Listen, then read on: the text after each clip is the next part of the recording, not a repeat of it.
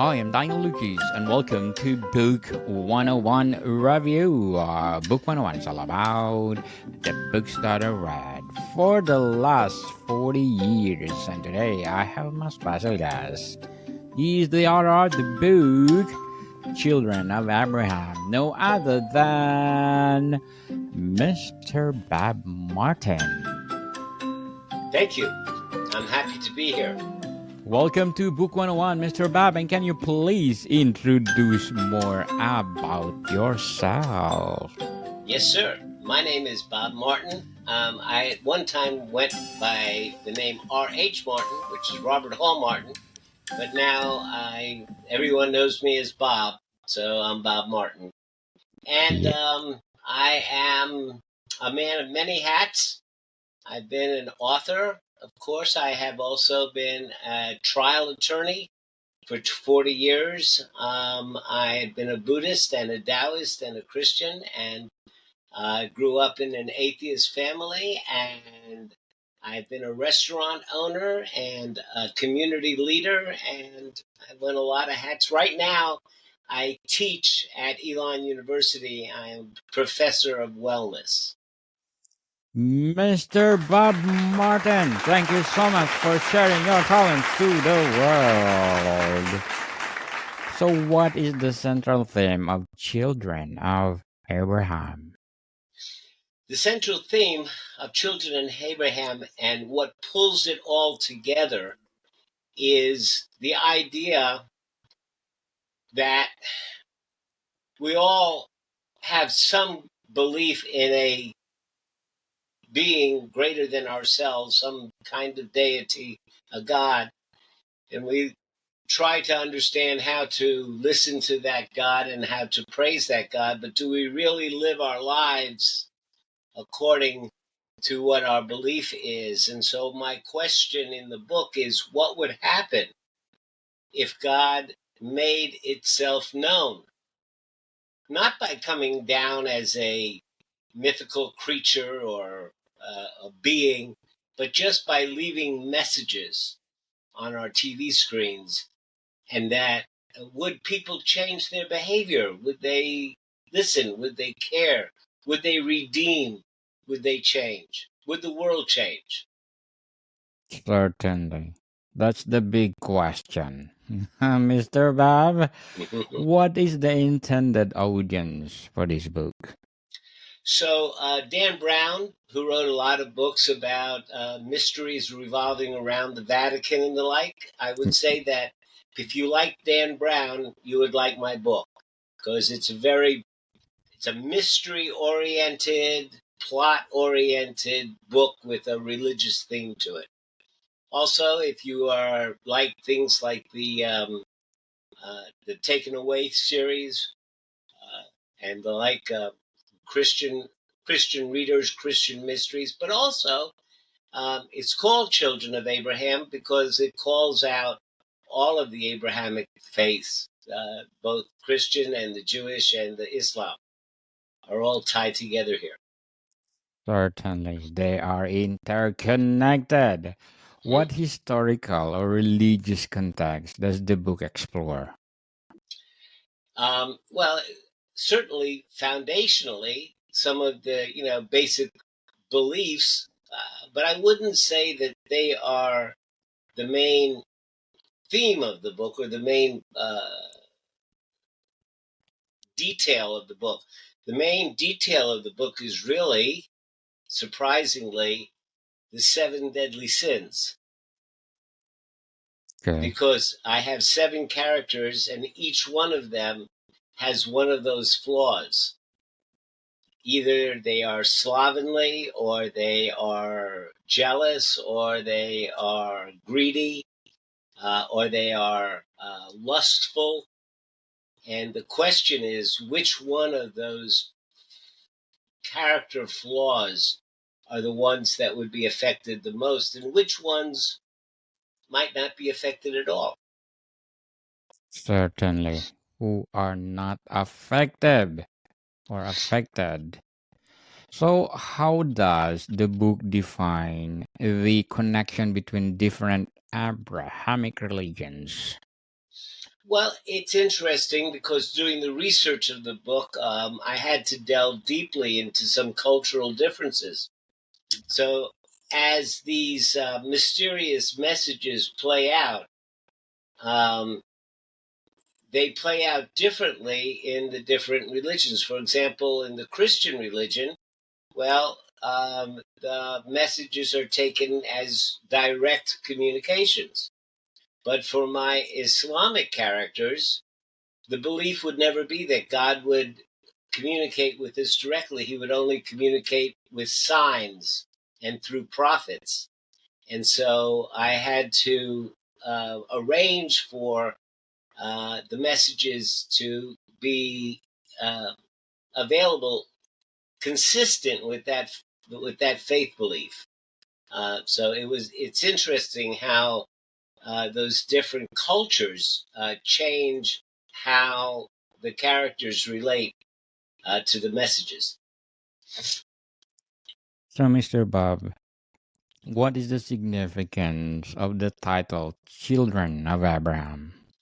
Well, I was I was thinking of course, I started out thinking of it on a worldwide basis, but I decided that the book would be too far reaching if I tried to bring in the Asiatic religions like Buddhism and the like. And so I decided that I would stick, only to the Abrahamic religions. And so it really only deals with Judaism, Christianity, and Islam, which are the children of Abraham. So, how does the book examine the shared heritage of Judaism, Christianity, and Islam? In the commonality of the messages, Yes.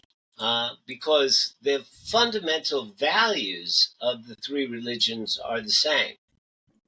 They all are about being good guardians and having been given dominion over the earth, it's our responsibility to take good care of it. And so you would think that if God was to leave a message, he would remind us, perhaps, that he had left us a paradise and that it's important that we care for it. He would remind us that we're all his children. He would remind us that he gave us something for us to live together with, not to fight over. He would remind us that forgiveness was a character trait that he built into us. And so those are the messages, all speak to that commonality and asking the world to take note of what those intentions would be. I kind of imagined, of course, the book requires a little leap of faith because neither you nor I know if God looks like us, thinks like us, and especially does he speak in English? So, I mean, does he think in English? So for the purpose of the book, we have to take a leap of faith that he does, and that he's looking at it from a Western perspective. But you would think that if heaven is up there somewhere, and of course, it's above my pay grade, but if it is, he would look down and say, Titch, Titch, Titch, yeah, you're not exactly acting the way that I had hoped you would. Very well said, Mr. Bob. Very well said. So, what major historical events does the book discuss? Well, it's interesting because the book was written maybe 5 years after 9/11. And the funny part about it is it was written in 2008, and now it's being republished in 2025. So we're looking at a difference of 17 years. And interestingly enough, the first paragraph of the first chapter, the way the book actually starts off, is Captain Nadav of the Israeli Defense Forces is flying his F-18 into Gaza on a bombing run to blow away a group of Hamas terrorists, and he's radioing in asking about collateral damage. And they're telling him not to worry about collateral damage. And now, 17 years later, after the writing, we have the Israeli Defense Forces massacring and destroying and not being concerned about the collateral damages in Gaza. So there is an interesting heartthrob that the book starts off with saying, wow, in all of these years, what has changed? Not much. Not much. The same. So The what same. what So role? Yeah, what role does faith play in the book narrative? it's not faith itself, it's, I suppose, how the different characters deal with faith. Whether it slaps them in the face like a rude awakening, or is it something that grows upon them gradually, little by little, as they experiment and accept it a little bit more? How does it affect the change of their attitude towards things? Like um, one of my characters is a sociopathic um, head of a fraudulent company, and all he's thinking about is how he can use these new changes to his advantage. As another one of my characters, her fault was being lazy, emotionally lazy, not standing up for herself, not doing what is right and giving in to other folks who she then feels guilty about. And finally, through her faith, through the messages, and through this growing sense of doing something that's more important than myself, she finds her voice and stands up for what's right, and finally starts making a big difference in the people that she knows. And so that's I guess the point of the book is that we're all individuals, and we all are affected by the events of the world in different ways. How does the book address religious conflicts and resolutions? The book is a little, I would say, if I was to be any critical of it at all, I would say it's a little bit sweetie, sweetie, tree huggy. It winds up that as these messages are more and more investigated, and more do we find out that they have to be true, more evidence arises. For example, there's one scene where a message from God is found in the opinions page of a newspaper, but not on the printing plate that printed the page. So this creates a big brouhaha.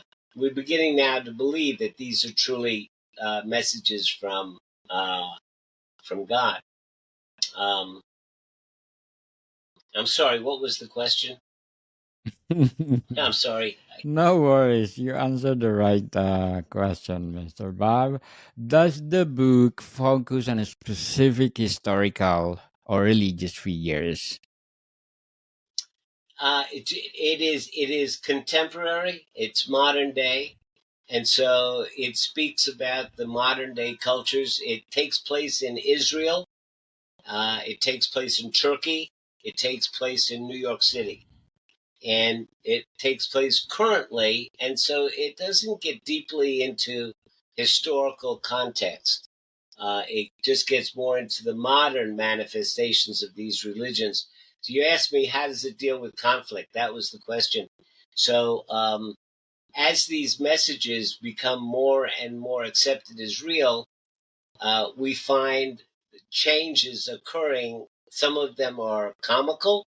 Like if you've ever been to New York, you know that they sell fake pocketbooks, fake Gucci, and fake counterfeit pocketbooks on the sidewalks.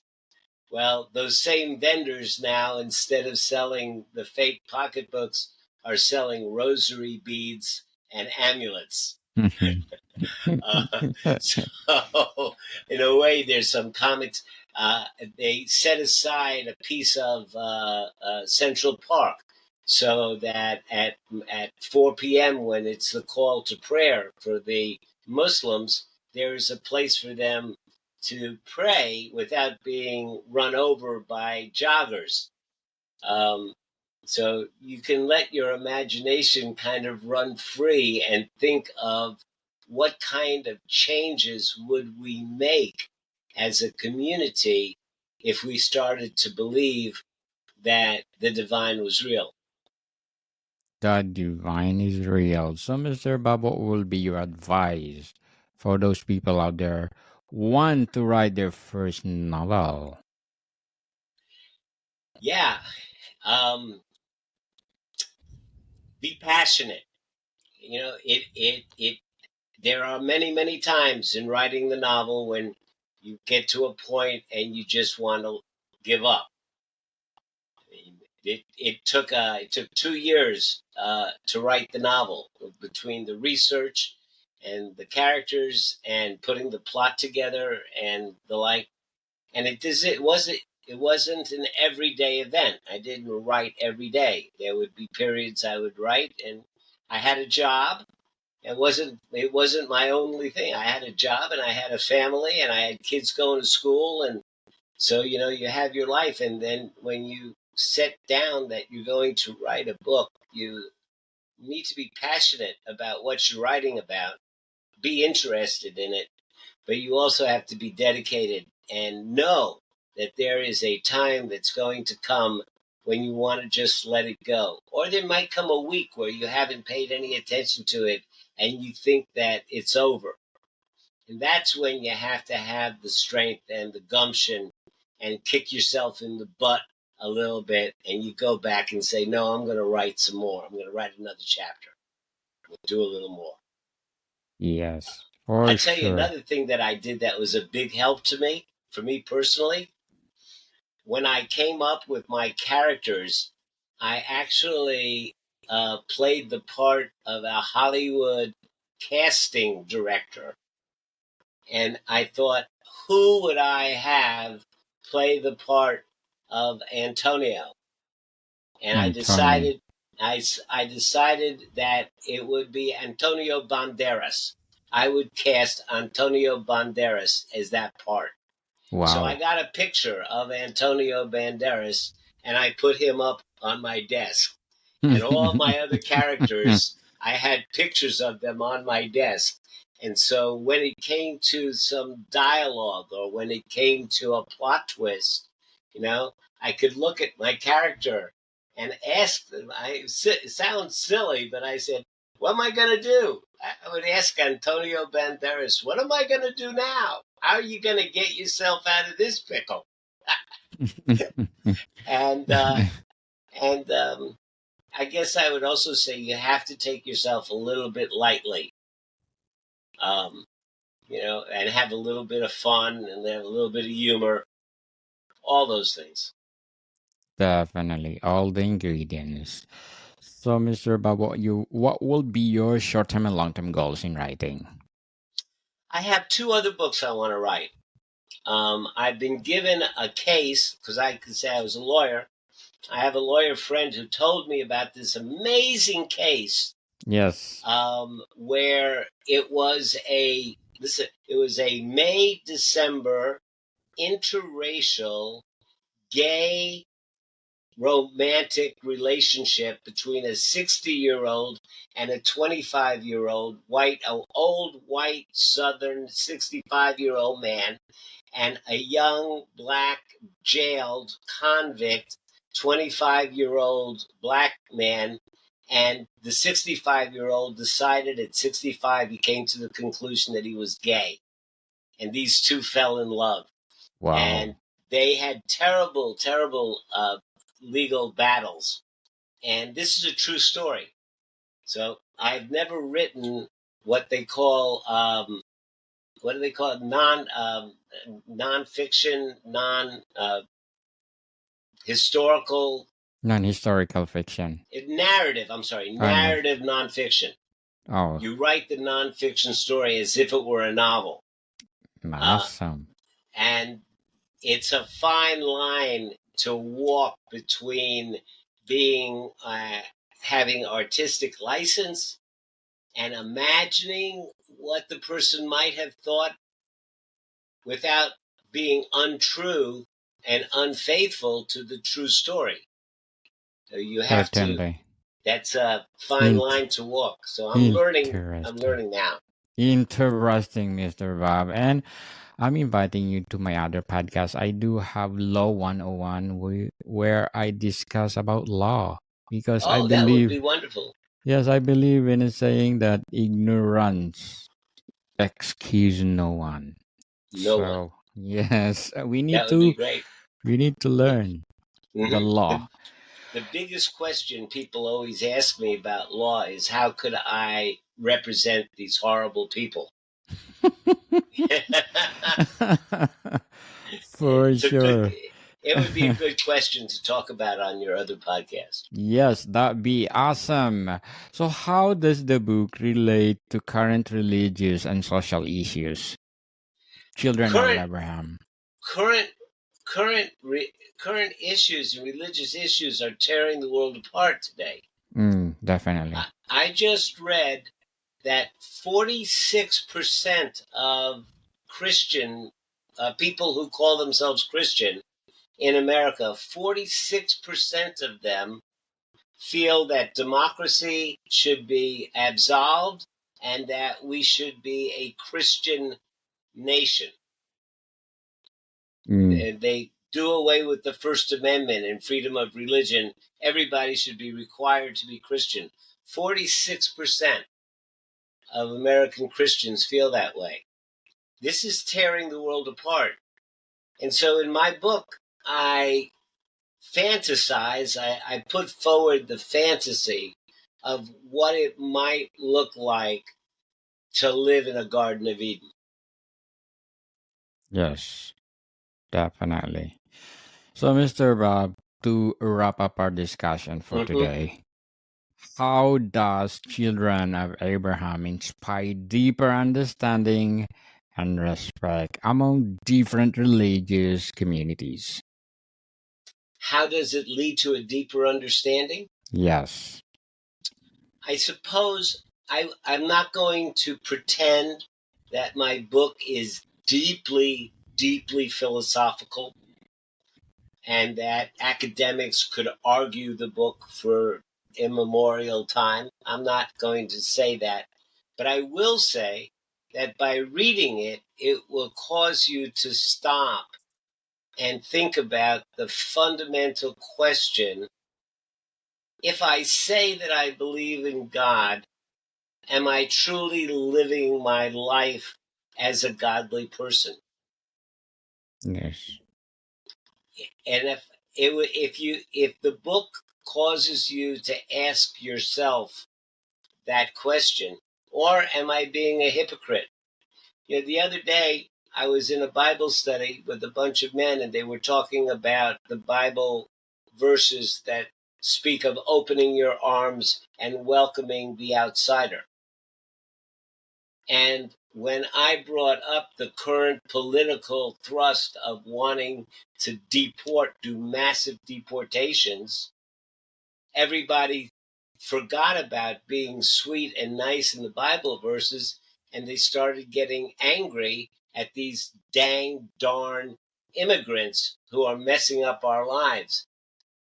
And it was like turning on a switch or turning off a switch. And I thought, how can they call themselves followers of Jesus who preached an open arm when all they want to do is say that those people are terrible people, they're not like me, and we need to get rid of them? I mean, how does that live in the same brain? So we need to ask ourselves, are we true to our beliefs or are we hypocrites? No comment, Mr. Bob. I'm in the center of the universe. Mr. Bob Martin, thank you so much for sharing your novel to the world. And we are looking forward for more empowering novels to come. So can you please invite our listeners to support all your books? Yes, yes.